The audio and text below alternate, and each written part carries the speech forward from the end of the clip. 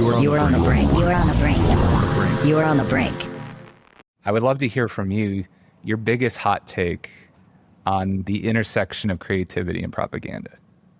Sure. I mean, my biggest hot take on the intersection of creativity and propaganda would be that professional creatives are just propagandists. I think the term, creative type or professional creative as it's used now is used logically to separate artists from everyone else who is making art, but they're not making art. And it seems like it's a lot of words to get around the fact that what they're doing is being leveraged by usually capitalism, sometimes free market, nonprofits and stuff, to make creative work that shifts behaviors and beliefs, which is propaganda. So it is a term, like a lot of different terms in our industry, that's designed to get around saying propagandist and propaganda. You don't think art exists to shift behaviors and beliefs too? Like, what's the difference? I think that the difference is that art can exist in a space of purely you seeking for meaning. Mm-hmm. And the more propaganda has you seek for meaning, the more it introduces risk into failing as a piece of propaganda. You end a piece of propaganda like that, your client's going to be pissed. They're going to be like, "What?" Most of the time, you rarely see propaganda communications where you would be while you're driving around, you're thinking for days. You're just like, what did that mean? What did the end of that commercial mean? What were they trying to say? And art can do that. Sometimes art's super political, and sometimes it veers more. To me, it's a spectrum. It's rare something. It's a spectrum, and something being purely propaganda is what I think, normally we associate with propaganda. Something like a political stump speech or a piece of communication from, Soviet Russia or World War II. That's really, really far in the propaganda spectrum. And a Jackson Pollock painting is really, really far in the art spectrum. They both still might have a little bit of art or a little bit of propaganda, but they're designed, Rothko paintings are designed for you to look at and just kind of try and figure out what they mean. So in your mind, is it possible to have propaganda that's not creative? No, I don't think so.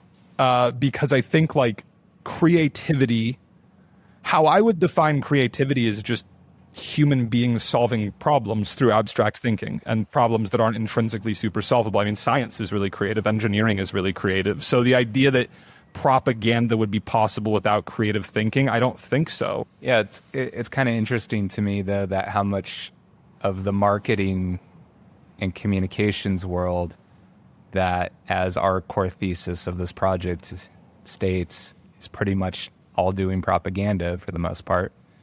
It's funny how they do have a distinction where some people are like, I'm a creative type, and others are, I'm not. I'm a marketer or something like that. Sure. Yeah. I mean, I think you can make that metaphor for any medium, though. I mean, film or two-dimensional gallery art, any medium that the profit-generating element of it is still foundationally pretty creative. There are tons of people in it who I would argue are creative thinkers who say, well, I'm just a locations guy. I'm not a creative type, or I'm not a creative type. I just, do the bookings for this museum. People who love the artistry of what's being made, but aren't necessarily the guy at the pottery wheel fully sculpting it. Well, sure. I do think, though, that a film, everybody knows the creativity is what's driving the actual product. And then, yes, there's people around it that are either supporting the logistics of creating that product or the distribution of it. I think in the marketing world, that's not always a presumption that the creative is the product. A lot of times, I think all the best brands get that. But I think that if you look at the total landscape of marketing, that is not understood. And, we're both creative directors and all that. So we have a biased point of view. But I do think it's interesting if you look at a brand we both respect a lot, like Oatly. They came in and they're like, we don't need a marketing team. We need a creative team, because marketing is a function across the entire organization. Product, price, place, promotion, the basics of what marketing is the thing you do, your operation. And what brings it to life is creativity. So let's put a creative, in-house agency at the core of our company, and then have that creative team sit across all functions and help imbue them with artistry and with novelty and with, an intelligent way to reach the audience, the market. Yeah. I do think, we talk constantly about the fact that every single agency at our size, if you go on their website, the first thing they say is, we're not an ad agency. We're not a normal ad agency. We're whatever it is. There's something other than an ad agency, because it seems like that model, whether people are talking about it a lot or not, is kind of feeling antiquated and dying. And I wonder if a big part of that is, we're moving into this cultural era where someone like Mr. Beast can be the biggest celebrity on earth, right? Because he's able to handle his own brand. He's able to handle every aspect of it. Having a really, really talented, agile in-house agency kind of makes more sense if you think about it. Like, if Oatly and Mr. Beast are on the same playing field, then yeah, why wouldn't you want your agency like attached to the hip of the company and being able to like create exciting content and create this whole like bigger world that is part of you? An agency that you're hiring is never really going to be able to live and breathe that. The question, I guess, for me then becomes like, how do you attract and retain great creatives? You know what I mean? I think that it's hard enough. We have a hard enough time just getting people to go from like freelance to working at an agency. I can't even imagine. It would have to be a pretty sick brand for me to jump from an agency to I just day in, day out, I live and breathe Oatly. It would have to be a really exciting brand and a really exciting team. Yeah, and even the most exciting brands work with agencies, for a reason. I think another brand we were talking about, Liquid Death Water, right? That's like integral to their organization. Their brand is a deep understanding of creativity and its role in propaganda. But they still work with agencies to help them bring certain ideas to life and all that, because they know that that kind of machine that you need to spin up to just like be the blunt force of awesome, like focused creativity is something that's really hard to replicate in-house.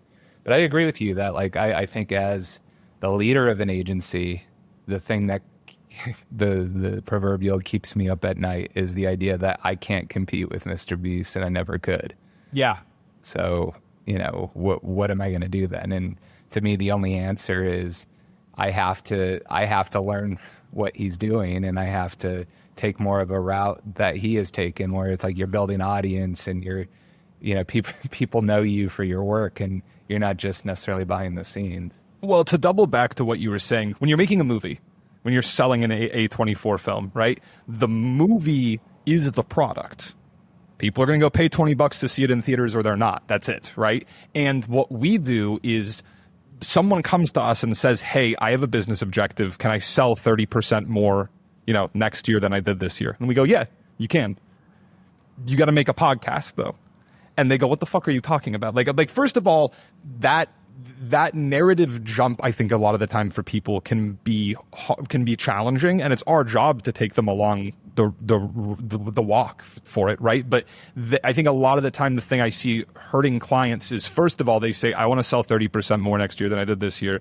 And they say, well, why don't we just go out and tell people to buy the thing? Like, can't we just go out? That seems like the fastest possible route to this is just to yell at people to buy the thing, which is not true.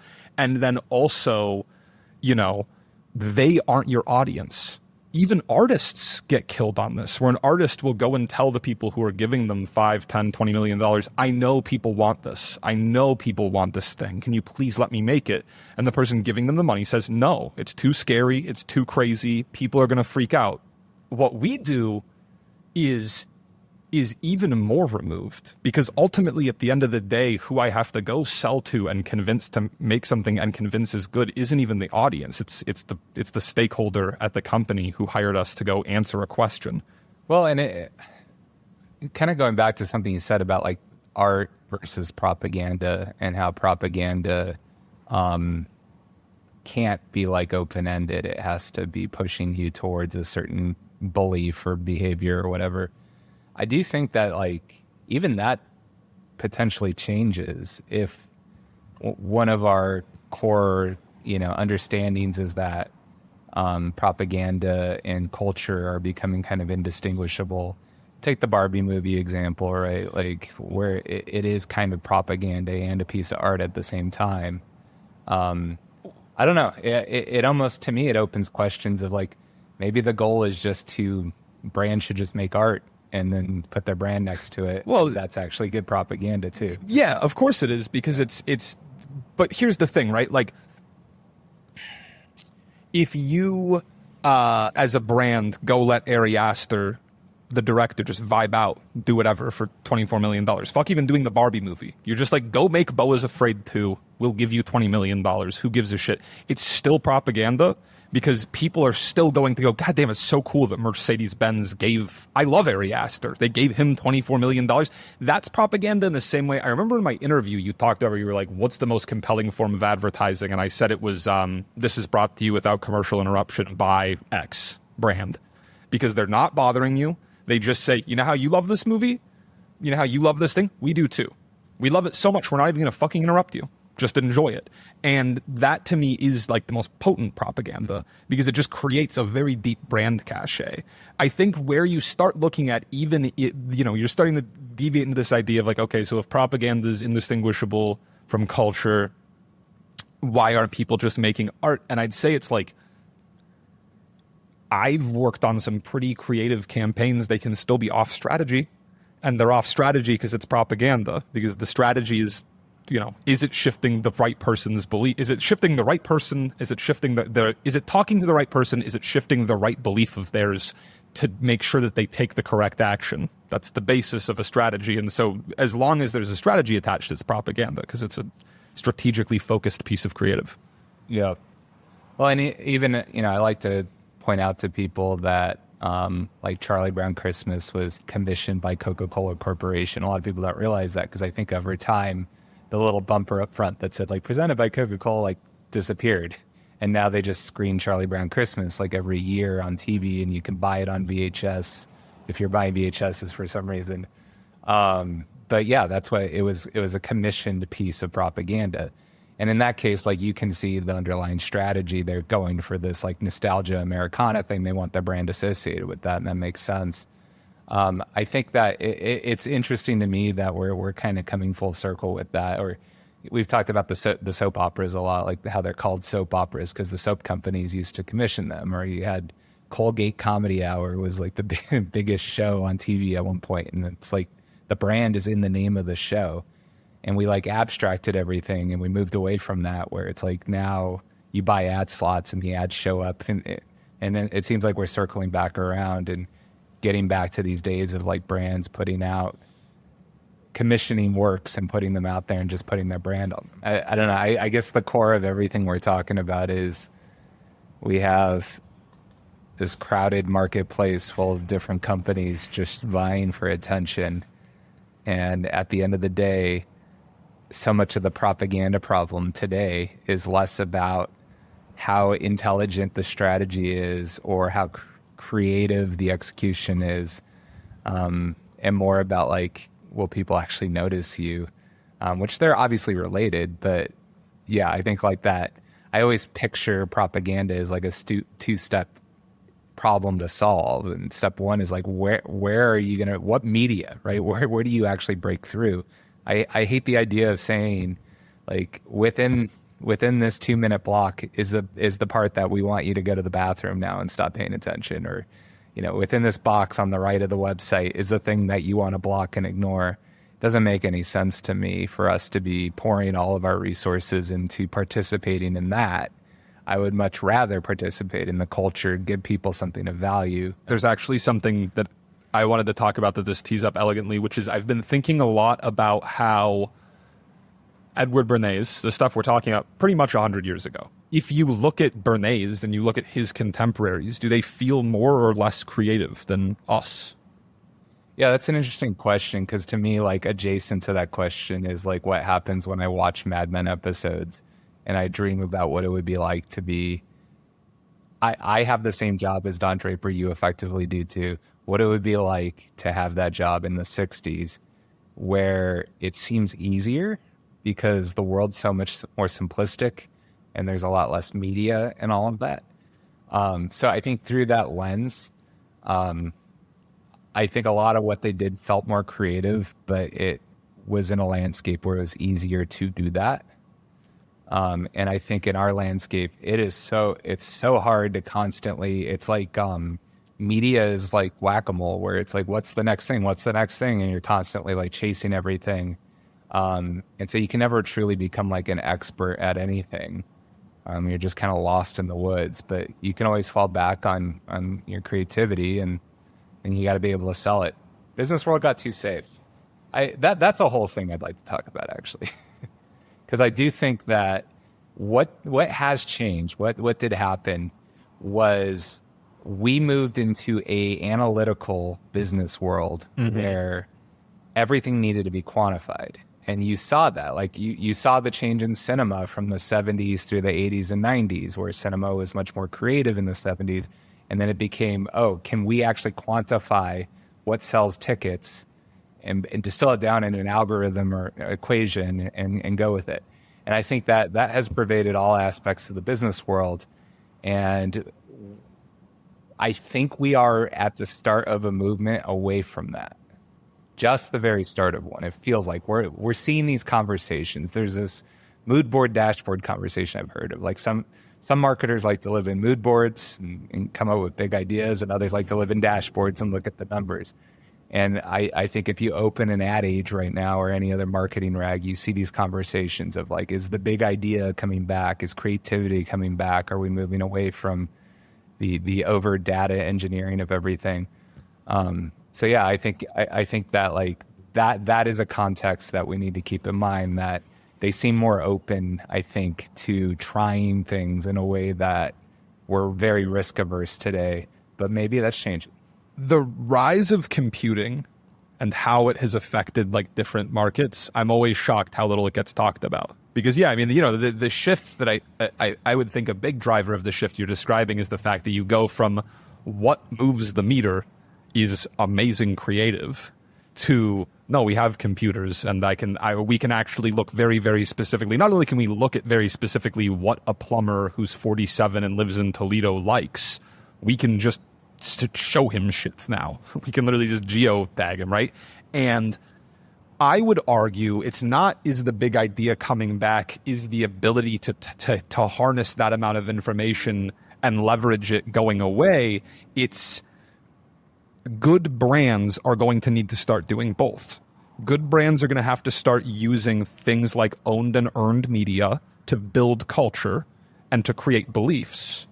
And then you use paid media to create opportunities for people to change their behavior. You plant the seed of, maybe I should start drinking plant-based milk. Maybe I should switch all of my cooking over to plant-based, dairy products. That's created through earned media and through culture building and through your socials. Then you use the incredible resource of data we have to go hit them with super targeted paid shit. That should be hyper functional. It's their opportunity to actually put the belief you've shifted into action. And that would be my pitch on how those two things kind of like coexist. Yeah, I think that makes sense. I think you still have to take a swing, I guess, at some point in there, in a way that is really hard to model sometimes, like, mathematically or data wise. I don't know. I agree that there's a merging of the two that's happening, and we over-indexed one direction and we need to go the other way. But yeah, I don't know if the entire business world is keeping up, though. I think that we're seeing new brands emerge that are actually able to challenge within their category because they get it in ways that the brands that they're challenging don't. Well, to me, the big thing that is a signifier and indicator of that is how quickly those brands can just rocket to very, very prominent very fucking quickly, because they get the mentality of, let's use Mr. Beast as a monolith to like reference this idea, right? But they understand they're living a generation ahead of these really big, slow, lumbering behemoths in terms of, that's how they're able to just very rapidly cut. You see these companies that are run by really young people that are suddenly on everyone's lips. And I feel like that's a huge part of how they're able to do that so fast, because no one else is. I also think, again, to the point of how much you cannot underestimate the effect of the advent of computing on a lot of this. as more and more of the business world started seeding itself toward algorithmic and financial markets as like decision-making vectors for things, those are intrinsically they're intrinsically risk avoidant. Like financial markets and algorithms are two things that don't want you to take risk. They want you to make like proven, predictable, reliable decisions. And so if you're letting them drive forward a free market, the free market's going to be intrinsically risk avoidant compared to a free market that's rewarding innovation and is driving it ahead. Yeah. Well, and I would add the other layer to this is the ones that are making the most amount of money from all of this are the ones that are just facilitating the transactions, not the ones that have to take any risk or do anything in between. Yeah. Like the more valuable company is not the company placing the Google ad, it's Google. It's the one that owns the choke point. And I think that's part of what drives this too, is it's like our system has pulled towards like the ones that facilitate the buyer receiver, like the auction or the market is what it is. It's all modeled after the stock market. It's all the same thing of this like buyers, receivers, transactions. They need you to fit within those boxes because that's how they make money. And when you go outside of it, if we go drop vending machines on the street corner, Google's not getting our money for Google ads. So I think that's a big piece of it too, is it's just the whole structure is like pushing you towards that. Towards fitting in the neat box, because that's how the most valuable companies make their money.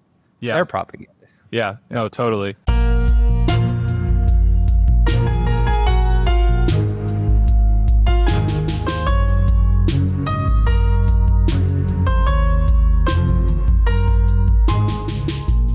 This is DoubleThink, conversations inspired by the themes of This is Propaganda. Your hosts are Josh Belhumeur and Malcolm Critcher. This is a production of Brink. You can learn more at brink.com.